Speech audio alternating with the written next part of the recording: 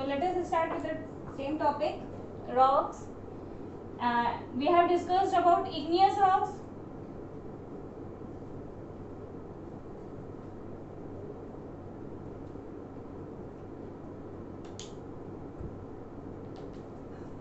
ठीक है.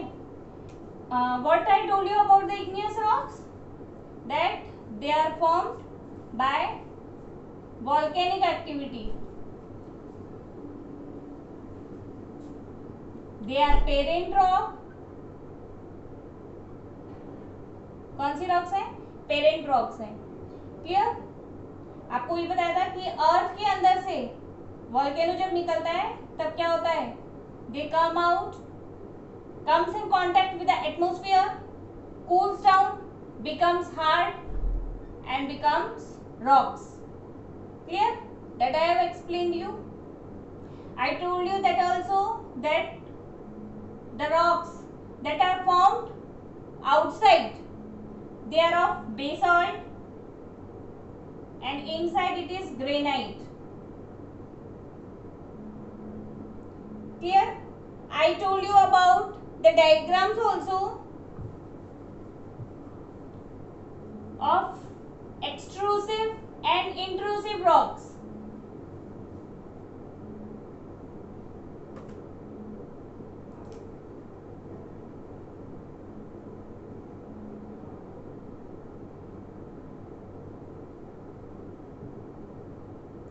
ठीक है, इसमें मैंने आपको बताया था plutonic.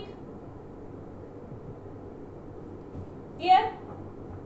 And I told you that plutonic rocks, they will be deep inside the earth.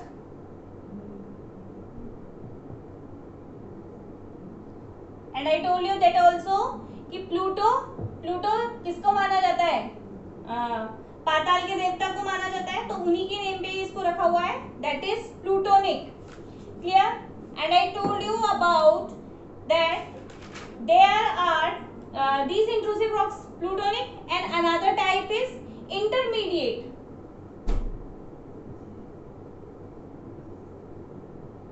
Clear? And in that I have explained you that here it is magma, plutonic rocks will be formed here. Clear? उसके बाद क्या होगा? जो ये went है, एक went तो क्या हो जाती है? बाहर चली जाती है और कोन शेप्ड रॉक्स बन जाती हैं, और कुछ रॉक्स क्या हो जाती हैं? अंदर ही रह जाती हैं. ठीक है, तो एक तो ऐसे बन जाएगी,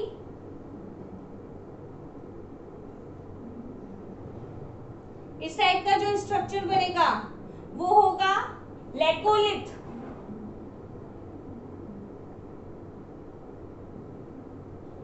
ठीक है, कहीं पे इस टाइप की भी बनेंगी, like a plate. It is laccolith.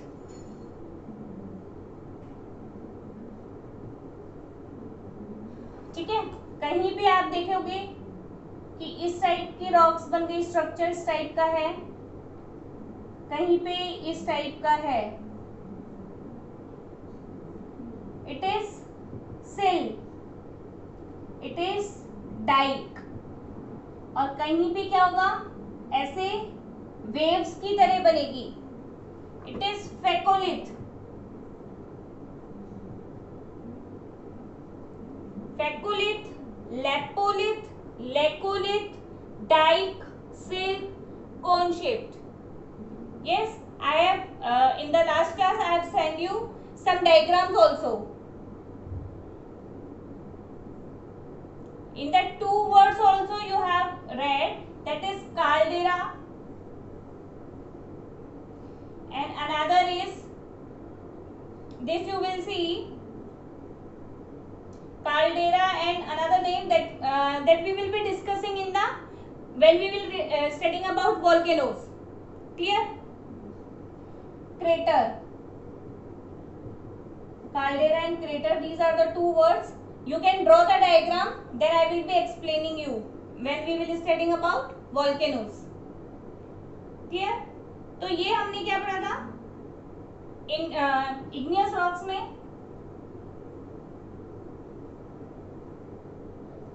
ठीक है, on the basis of structure. कभी तो मैग्मा क्या होता है, कंप्लीटली बाहर आ जाता है, और बाहर आ जाता है तो वो कौन सी रॉक्स बनेगी, बेसाल्ट रॉक्स बनेगी। लेकिन कई बार जो मैग्मा है वो अंदर, अर्थ के अंदर ही रह जाता है, और उसकी वो डिफरेंट डिफरेंट शेप्स बन जाती हैं। तो ये डिफरेंट शेप्स हैं, जिसमें आपको लैपोलिथ एक बाउल की तरह आपको मिलेगा, ये आपको एक छाते की तरह मिलेगा, इसमें ये डाइक और ये सिल, ठीक है। ये आपका हॉरिजॉन्टल हो जाएगा, ये वर्टिकल हो जाएगा, और ये आपका फेकोलिथ जब आपको वेव्स की तरह मिलेगा। क्लियर? तो इतना हम लोगों ने इसको पढ़ लिया था। और जो एक्सट्रूसिव हो जाएगी वो कौन सी हो जाएगी, बेसाल्ट रॉक।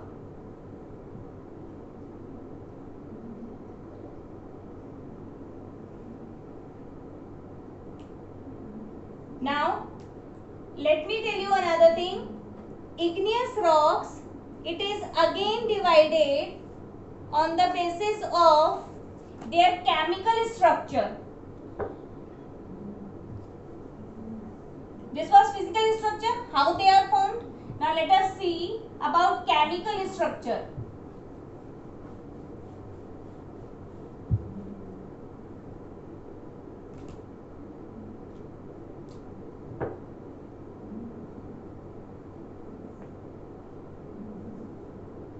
ठीक है, किसके बेसिस पे, केमिकल स्ट्रक्चर पे।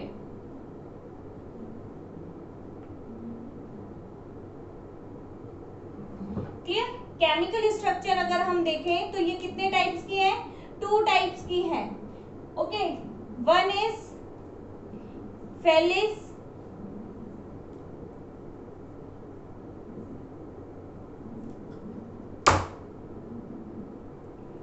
Felsic rock and mafic rocks.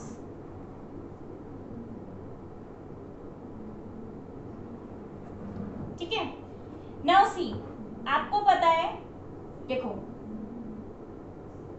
ये वॉल्केनो से बाहर आएगा, क्या डायरेक्टली मैग्मा बाहर आने लग जाता है? नहीं, सबसे पहले एयर या आप कह लीजिए गैसेस, ठीक है, फिर इसके साथ होते हैं एशेस, ठीक है। टेम्परेचर इतना ज्यादा हो जाता है कि अंदर का जो मटेरियल है वो ऐश में बदल जाता है, और ऐश में बदल, गैस के बाद क्या आता है, कुछ एशेस, वाटर वेपर्स, ठीक है, water vapours will be there. Clear? और फिर उसके बाद क्या आता है, मैग्मा। अब आपको पता है मैग्मा के साथ जो मिनरल्स अंदर हैं ये आएंगे, ठीक है। क्या सिर्फ मिनरल्स आएंगे? इसके साथ मिट्टी भी आएगी, ठीक है। तो क्या आएगा, सिलिका, जिसे हम रेत बोलते हैं, ये भी साथ में बाहर आएगा। अब ध्यान देंगे मेरी बात पे, मैं ये बोल रही हूं, ये डिपेंड करता है कि सिलिका का अमाउंट कितना है, ठीक है। इतना बात समझ में आई? मैं इसको रब कर देती हूँ, दोबारा सुन लो। जो वॉल्केनिक एक्टिविटी होती है उसके अंदर डायरेक्टली मैग्मा बाहर नहीं आता है, तो क्या होता है, पहले गैसेस बाहर आती हैं, एशेस बाहर आती है, उसके साथ वाटर वेपर्स बाहर आते हैं, और फिर मैग्मा बाहर आता है जिसके अंदर मिनरल्स और सिलिका ये सब प्रेजेंट होता है। क्लियर? नाउ सी,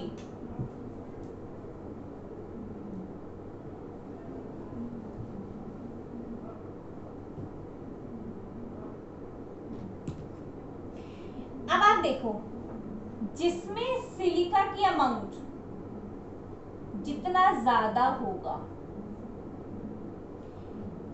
जो मैग्मा बाहर आएगा, ठीक है, वो उतना ही क्या होगा, उसको क्या बोलेंगे, गाढ़ा, जिसे बोलते हैं ना, प्लास्टिक स्टेज में होगा,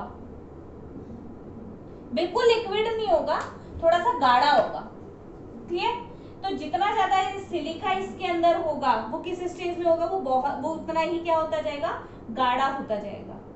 ठीक है, तो फेल्सिक टाइप्स की जो रॉक्स है इसमें ज्यादा क्या होता है, सिलिका की अमाउंट इसमें क्या होता है, ज्यादा होता है। करीब 65 to 80% इसमें सिलिका होता है। क्लियर? जितना ज्यादा सिलिका होगा वो उतना ही ज्यादा क्या होगा, गाढ़ा होता जाएगा। लेकिन इसका जो कलर होगा वो कैसा होगा, लाइट होगा। सिलिका के प्रेजेंट होने से इसका कलर कैसा होगा, लाइट होगा। क्लियर? अब मैंने आपको एक बार जब मैंने आपको internal structure of the earth समझाया था तो हम लोगों ने वहां पे डेंसिटी की बात करी थी। ठीक है, तो मैंने आपको एक एग्जांपल दिया था कि मेरे पास ये 2 बॉक्स हैं। ठीक है, एक के अंदर मैंने क्या किया, आयरन बॉल्स फिट करी,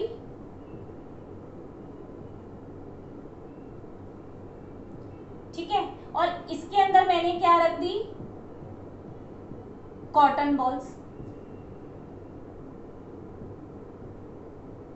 अब मुझे आप बताओ किसकी डेंसिटी ज्यादा होगी, डेफिनेटली इसकी डेंसिटी ज्यादा होगी, इसकी डेंसिटी कम होगी और इसकी डेंसिटी ज्यादा होगी। क्लियर? तो अब मेरी एक बात को पहले इधर ध्यान देंगे,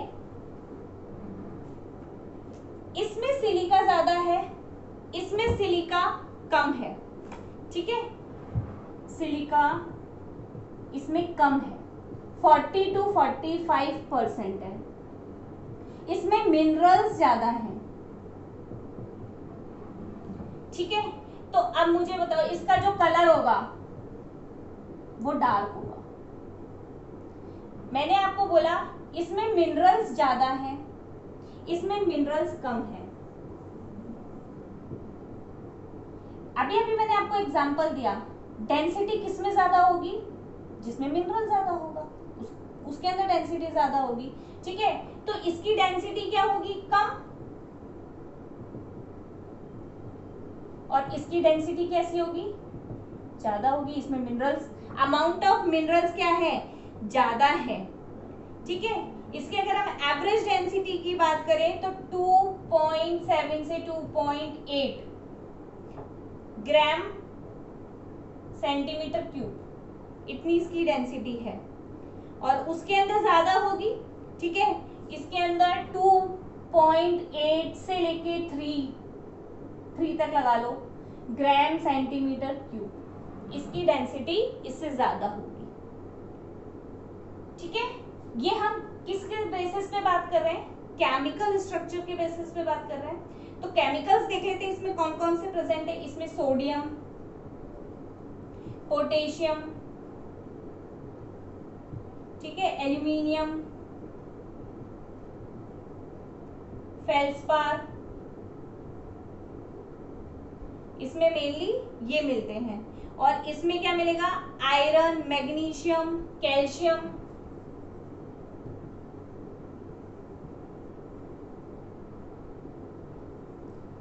आयरन। ठीक है,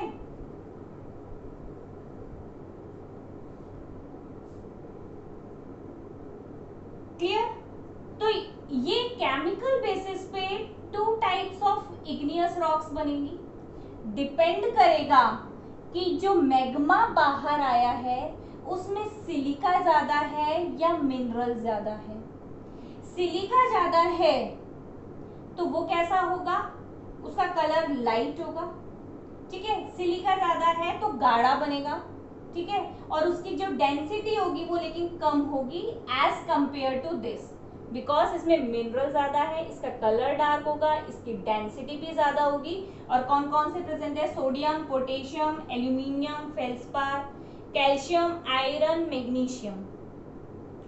ठीक है, अब एक चीज पे ध्यान देंगे, ये जो रॉक्स हैं ये हैवी है, डेफिनेटली इसकी डेंसिटी ज्यादा होगी, ये हैवी होगी। ये जो है, जो आप ये देखते हो जो क्रस्ट होती है हमारी,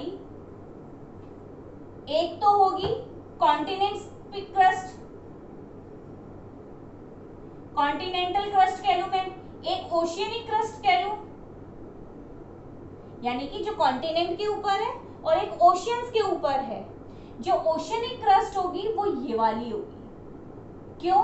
क्योंकि ये हैवी होगी और ये नीचे बैठेगी। हैवी चीज नीचे होगी, ठीक है, तो ये हैवी होगी और ये नीचे जाएगी। क्लियर? जब हम लोग टेक्टोनिक प्लेट्स के बारे में पढ़ते हैं तो हम लोग क्या देखते हैं, जैसे सपोज करो ये दो प्लेट्स हैं, ठीक है, ये आपस में जब टकराती हैं तो जो हैवी प्लेट होती है वो नीचे जाती है और ये ऊपर, ये इस तरह से हो जाती है। क्यों? हैवी प्लेट क्यों? उसकी डेंसिटी ज्यादा है, वो नीचे जाएगी हैवी चीज, और ये लाइट होती है वो ऊपर निकल जाती है और बीच में से यहां से क्या है, वॉल्केनिक एक्टिविटी हो जाती है। क्लियर? तो ये चीज तो मैंने आपको इसलिए समझाई है कि हैवी चीज नीचे जाती है। अभी जो हम लोग रॉक्स की बात कर रहे हैं वो ये कि ये हैवी होगी तो ये मेनली ओशियनिक क्रस्ट बनाएगी और ये कॉन्टिनेंटल क्रस्ट। क्लियर? दोबारा से इस चीज को समझो कि इग्नियस रॉक्स केमिकल स्ट्रक्चर की अगर हम बात कर रहे हैं तो वो 2 टाइप्स की है, felsic rock and mafic rocks. इसमें सिलिका अमाउंट ज्यादा है, उसमें कम है। इसमें मिनरल ज्यादा है तो इसमें कम है। इसका कलर लाइट है, इसका डार्क है।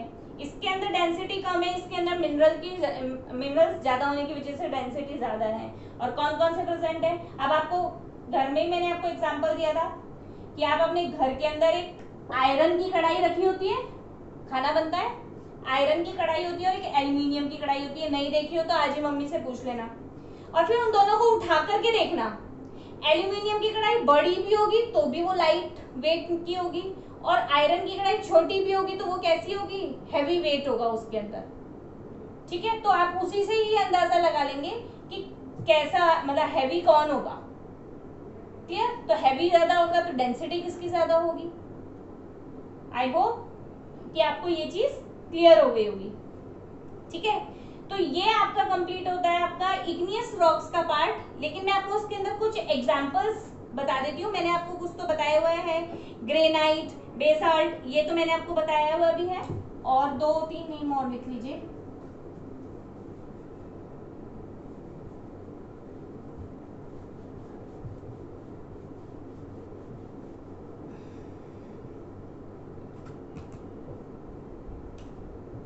Granite, mica, basalt, syenite. ठीक है, ये किसके हैं एग्जाम्पल्स, इग्नियस रॉक्स।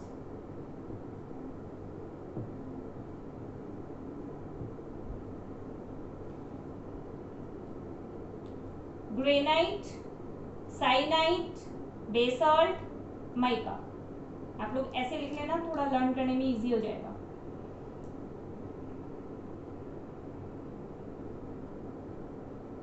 क्लियर? अब ये कंप्लीट होता है इग्नियस रॉक्स।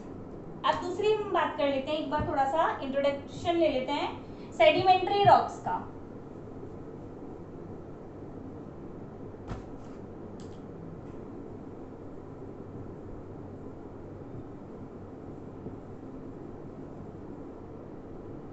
ठीक है, अब देखेंगे सेडिमेंट्री रॉक्स की बात करेंगे तो देखो सेडिमेंट्री रॉक्स की अगर हम बात करते हैं, इसके अंदर वर्ड्स आता है सेडिमेंट्स।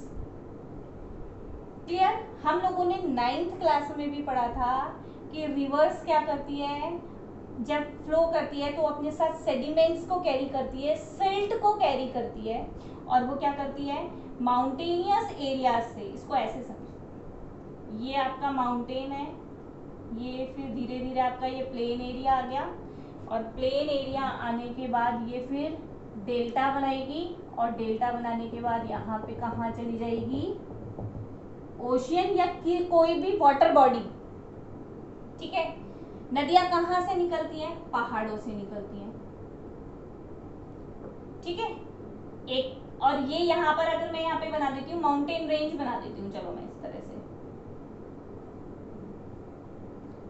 है ना। अब ये पहाड़ से निकली, ये जब यहाँ से पहाड़ से निकली, जिन लोगों ने मेरी पहले क्लासेस ली होगी जहाँ पे मैंने आपको फिजिकल डिवीजन ऑफ इंडिया का बताया है, जिसने नहीं देखा हो वो देखना। हालांकि वो लेसन आपके कोर्स में से कट हो चुका है, लेकिन that is very very most important chapter. आप इंडिया का पढ़ रहे हैं, इंडिया का मतलब पता नहीं उन्होंने क्यों वो चैप्टर काट दिया, but that is very important. तो मैंने आपको बताया था जब ये रिवर इस तरह से यहाँ से गिरेगी तो क्या करती है, अपने साथ ये पहाड़ों को काट देती है। मैंने आपको लास्ट क्लास में भी वेदरिंग और इरोजन ये बताया था और ये कहा था कि ज्योग्राफी के ये बेस है, ठीक है। सारी ज्योग्राफी मेनली इसी पे डिपेंड है। तो यहाँ पे वेदरिंग होगी और उसके बाद ये इरोजन होगा। फिर आप ये देखते हो पहाड़ के नीचे ये बड़े बड़े बोल्डर्स पड़े होते हैं और धीरे धीरे ये बोल्डर्स भी क्या होते हैं, रोल करते जाते हैं और इनका साइज कैसा होता जाता है, छोटा होता जाता है। और जब ये प्लेन्स पे आते हैं तो इनका साइज और भी छोटा हो जाता है और छोटा होता होता होता क्या हो जाता है, बिल्कुल बारीक मिट्टी बन जाती है।